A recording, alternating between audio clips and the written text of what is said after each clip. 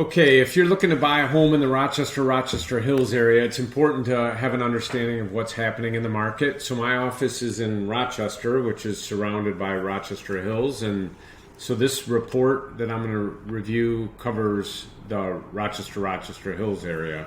If you like the information that you're seeing, go ahead and like and subscribe to our channel, and we'll have more information about the market and mortgage programs for you and smart ways to finance your property. So first thing is this: if we're looking again to buy a house, whatever market that may be, we want to have an idea of what's happening. So we can see here the average list price has recently increased. The cost per square foot has been increasing, and it's been an upward trend now, well, for years and years and years. So no price crash in Oakland County anywhere. I know some people were waiting for that, and it's just not going to happen, and I'll get into why. But average days on market is increasing, so that means that you can negotiate with sellers. So if it's a pristine house priced right, then there may be multiple offers. But you can see here the price decreases have been going down, which means that sellers are more often getting the price that they're listing the house for. There's actually been a slight uptick in price increases, and that would be potentially because there's been multiple offers again in this market. Relistings are down to 14%. They were a bit higher there for a while, and what that means is some clients, their listing with their realtor expired and then they potentially switched. Somewhere around 10% is normal. So it's slightly elevated, but not a whole lot. Market action has been increasing, and that means that marketing times and inventory are just making it that there's just not a whole lot out there right now. And so want to just kind of take a look at the inventory. Prior to COVID, we had somewhat normal around 200 listings. That did spike the summer of COVID because there was a blackout period where houses couldn't be marketed. Then they spiked. We're down somewhere to around 673 active listings that are not currently under contract or accepting backup offers. So you may see more on some of the platforms, web portals, but that's because a lot of those are under contract. So again, hopefully we're going to see an uptick in inventory here. So there's just more to choose from, but as of right now, it looks like the trend has been down. Again, we're getting into the typical listing time, so hopefully we'll see that uptick soon.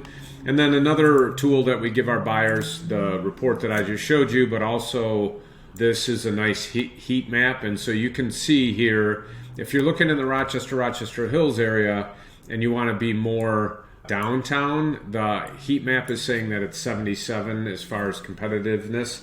100 was 2021, 2022 early, when there were multiple offers on seemingly every home. If you wanted a market that may be a little bit less competitive, you could go over towards Oakland University, which is a fantastic area. And then also you could take a look at Oakland Township, even over into Utica Shelby Township, where it may not be quite as competitive or more inventory and more time to make a decision. So here's a listing actually right near Oakland University, and I'm going to show you a way to potentially finance this home. But you can see that there was a price cut on this, and so if the seller is willing to participate, in this case they had a price cut, so if you were interested in purchasing it at somewhere around this price, you can use that money concession from the seller to buy down your mortgage rate. So the Fed is still tightening, and they're likely to continue tightening for a couple more meetings, but on average, rates go down about 2% once they're done tightening. So one way to potentially make a payment more palatable now is if you can get the seller to participate, we can do what's called a buy down. So let's say today on a no point loan, meaning you're not paying a bunch of extra points to get a lower rate like a lot of the mortgage companies out there are recommending people to do. Personally, I don't think that's a great strategy, because I do believe rates are going to be significantly lower in a year to two, personal opinion.